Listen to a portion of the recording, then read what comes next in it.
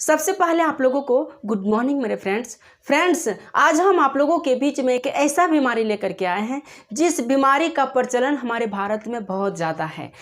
गांव में यदि हम लोग देखते हैं तो बहुत सारे लोगों को ये बीमारी होता है। टाउन में थोड़ा कम देखने को मिलता है, लेकिन होता है। ये जरूरी नहीं कि नहीं होगा, होता है। तो वो बीमारी कौन सा है? तो वो बीमारी है चेचक। चेचक में दो तरह की बीमारी को शामिल किया जाता है। पहला है कि छोटी माता, दूसरा है बड़ी माता। तो बड़ी माता को हम लोग कहते हैं स्मॉल पॉक्स। देखिए आप इंग्लिश में इसको अलग सेंस दे रहा है। यह स्मॉल मीन्स छोटा होता है, लेकिन यहाँ इसका सेंस उल्टा होता है। स्मॉल मीन्स बड़ा, यानी स्मॉल पॉक्स उसको हम लोग कहते हैं बड़ी माता। और दूसरा है छोटी माता। तो छोटी माता को हम लोग क्या कहते हैं? Chicken pox. तो हम लोग यही समझेंगे कि ये बीमारी होती है तो कैसे होती है, और ये बीमारी यदि किसी को हो जाए तो उसे क्या खाना चाहिए और कैसे उसका उपचार करना चाहिए, इस वीडियो में हम लोग वही पढ़ेंगे और वही सीखेंगे। तो फ्रेंड्स, ये जो बड़ी माता जो होती है ना, ये और छोटी माता, ये एक वायरल डिजीज है, यानी वायरस से होती है। तो बड़ी माता जो बीमारी, सबसे पहले हम बड़ी माता की बात करते हैं। तो बड़ी माता जो बीमारी होती है स्मॉल पॉक्स, ये होता है वेरियोला वायरस के द्वारा। किसके द्वारा? तो variola virus, VARIOLE, variola virus से होता है। अब इससे क्या होता है कि ये वायरस यदि किसी इंसान में प्रवेश कर जाता है तो ये बीमारी हो जाती है। तो क्या क्या लक्षण होगा? यदि किसी को ये बीमारी हो गई तो उसमें कुछ लक्षण तो देखने को मिलेगा ना, तो उसमें भी कई सारे लक्षण भी देखने को मिलते हैं। वो कौन कौन से लक्षण है? तो पहला लक्षण ये होता है कि उसका सर दर्द करने लगेगा। सर दर्द के अलावा हल्का हल्का उसमें बुखार आ जाती है। तो पहला लिख देते हैं हम लोग कि इसका जो सिम्टम्स है, वो सिम्टम्स क्या है? तो फर्स्ट है कि सर दर्द करेगा, सर दर्द। सेकेंड है कि हल्की बुखार आ जाएगी, हल्की बुखार आ जाएगी, वो भी ठंड के साथ, हल्की ठंड के साथ, हल्की ठंड लगेगा। थर्ड है कि उसके पूरे शरीर जो है ना, तो शरीर भी दर्द करने लगता है, शरीर दर्द करने लगता है। इसके अलावा फोर्थ है कि उसके शरीर पर छोटे छोटे दाने आ जाते हैं, शरीर पर छोटे छोटे दाने आ जाते हैं, दाने आ जाते हैं। अब ये छोटे छोटे दाने क्या है?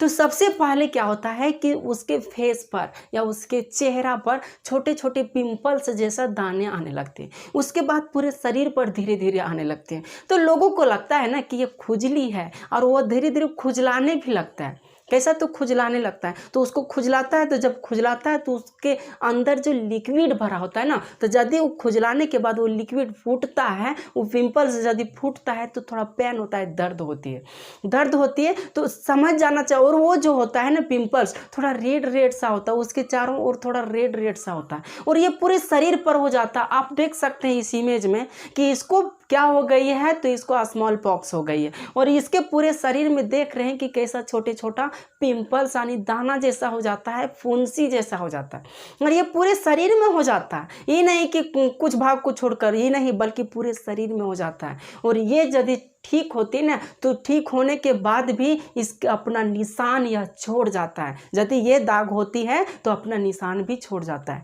तो ये यदि सिम्टम्स, आपको प्रमुख सिम्टम्स ये हैं, ये सिम्टम्स यदि किसी में दिखता है तो आपको समझना चाहिए कि उसमें हो सकता है कि उसको स्मॉल पॉक्स हो गई है। क्या? तो स्मॉल पॉक्स हो गई है। दूसरा बीमारी है चिकन पॉक्स। ये चिकन पॉक्स जो फैलती है ना, ये फैलती है वेरिसेला वायरस से। वेरिसेला वायरस से यह बीमारी फैलती है। अब जी ये कौन सा? तो ये वेरियोला वायरस से, और ये है वेरिसेला वायरस से। जब किसी पर्सन में ये वेरिसेला वायरस प्रवेश कर जाता है ना, तो उसमें ये बीमारी छोटी माता यानी चिकन पॉक्स देखने को मिलती है। अब बात रही कि इसका भी तो कुछ लक्षण होगा कि यदि किसी को हो गया तो लक्षण क्या है? तो जस्ट इसी से मिलता जुलता इसमें भी सिम्टम्स यानी लक्षण है।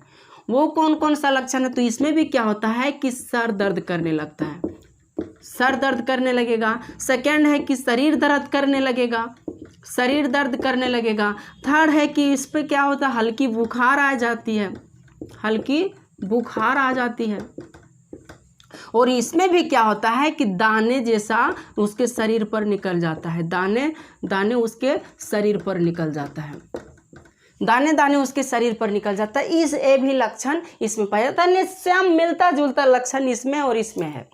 बशर्ते बात यह है कि इसमें जो दाना दाना निकलता है वो छोटा छोटा होता है। कैसा? तो छोटा छोटा। लेकिन बड़ी मात्रा में जो दाना निकलता है ना, ये बड़ा बड़ा होता है। जो पिंपल्स निकलता है, फुंसी, वो थोड़ा बड़ा होता है साइज में, इसलिए इसको बड़ी मात्रा कहा जाता है। और ये साइज में थोड़ा छोटा होता है, इसलिए इसको छोटी मात्रा कहा जाता है। तो जब किसी को ये सिम्टम, सर दर्द, शरीर दर्द, हल्की बुखार और शरीर पर, उसके शरीर पर दाने दाने जैसा फुंसी आ जाता है, पूरे शरीर पर फुंसी आ जाएगा और वो खुजलाता भी है, खुजलाने के बाद वो खुजलाता भी है। तो यदि इस तरह का किसी में लक्षण देखने को मिलता है तो उसे समझना चाहिए कि उसे चेचक हो गई है। और चेचक यदि हो जाती तो वो बड़ी मात्रा या छोटी मात्रा कोई भी हो सकती है। यदि बड़ा पिंपल्स है तो वह बड़ी मात्रा, छोटा पिंपल्स है तो वह छोटी मात्रा। तो इसके उपचार भी हैं। इसका जो है ना, इसका जो है डॉक्टर क्या करते हैं, तो डॉक्टर सिम्टम्स के अकॉर्डिंग उसका उपचार करते हैं। जैसे बुखार है तो बुखार का मेडिसिन दे दिया, चाहे फुंसी वगैरह है तो फुंसी वगैरह का मेडिसिन दे दिया। वो डॉक्टर पर डिपेंड करता है कि कौन सा मेडिसिन दे सकते हैं, कौन नहीं देते हैं। हम तो डॉक्टर है ना, हम तो बता नहीं सकते। लेकिन ऐसा इसका उपचार किया जाता है। लेकिन इसका कोई स्पेशल उपचार नहीं है। जो छोटी मात्रा है इसका कोई स्पेशल उपचार नहीं है। ये जो है सो घर में भी ठीक हो जाता है। लोग जो है सो गांव देहात में ऐसा होता है, चाहे गांव में भी, टाउन में भी बहुत लोगों को देखने को मिलता है कि यदि किसी को ये बीमारी होती है तो लोग उसको देवी देवता के रूप में पूजते हैं और पूजा करके उसकी बीमारी को ठीक करते हैं। और 2-3 दिन या 7 दिन या 9 दिन इस तरह उसको, इसके बाद उसको नहाया भी जाता है। ऐसा आप सुने होंगे या देखे होंगे, गांव देहात के यदि लोग होंगे तो ऐसा देखे होंगे। तो ऐसी होती है, इसलिए इसको छोटी माता या बड़ी माता कहा जाता है। अब बात रही कि ये बीमारी जब होती है तो ये होती जो है ना, तो इसमें क्या होता है कि जो पेशेंट होते हैं उसमें विटामिन ए और विटामिन सी की कमी पड़ जाती है। जब विटामिन ए और विटामिन सी की कमी पड़ जाती है तो उसे खाना क्या चाहिए? तो विटामिन ए और विटामिन सी का साधन खाना चाहिए। जिसमें विटामिन ए और विटामिन सी पाया जाता है उसको खाना चाहिए। उसको खाने से ये बीमारी ठीक होगी। और जो भी उसके शरीर में जिस भी तरह का रिक्वायरमेंट होगा, जो एनर्जी का रिक्वायरमेंट होगा, वो पूरा होगा। यदि ये और सी खाएगी, जिसमें ये और सी विटामिन पाया जाता है, वो पदार्थ यदि वह खाएगा तो वो पूरा होगा। अब बात रही कि खाना क्या क्या चाहिए, तो उसको खाने में विटामिन ए हम जानते कि प्रचुर मात्रा में जो पाया जाता है वह किस में, तो गाजर में पाया जाता है, पपीता में पाया जाता है। तो उसे गाजर और पपीता खाना चाहिए। इसके अलावा क्या खाना चाहिए, तो विटामिन सी की बात यदि रही तो विटामिन सी नींबू में प्रचुर मात्रा में पाया जाता है। नींबू हो गया, संतरा हो गया, तो नींबू और संतरा खाना चाहिए। इसके अलावा ज़्यादा पानी वाला पदार्थ खाना चाहिए, जिसमें पानी या वाटर का अंश जो है सो ज़्यादा है, तो वो वाला ज़्यादा खाना चाहिए। अब उसमें जैसे कि केला है, केला हो गया, नारियल पानी आप पी सकते हैं। फिर दही खाना चाहिए। इसमें यदि किसी को होता है तो दही, ज़्यादा गर्म गर्म खाना नहीं खाना चाहिए, थोड़ा ठंडा ठंडा खाना खाना चाहिए, ज़्यादा गर्म नहीं।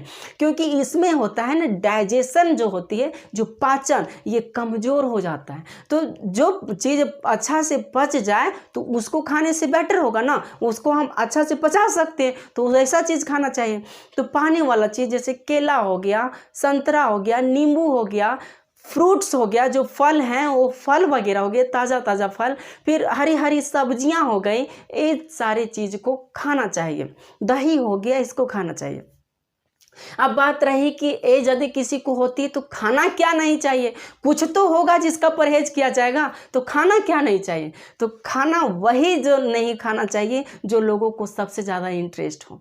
अब सबसे ज़्यादा लोगों को इंटरेस्ट किस में हो सकती है, तो सबसे ज़्यादा इंटरेस्ट जो चिकन, मटन, एग वगैरह में होता है, अंडा वगैरह में होता है।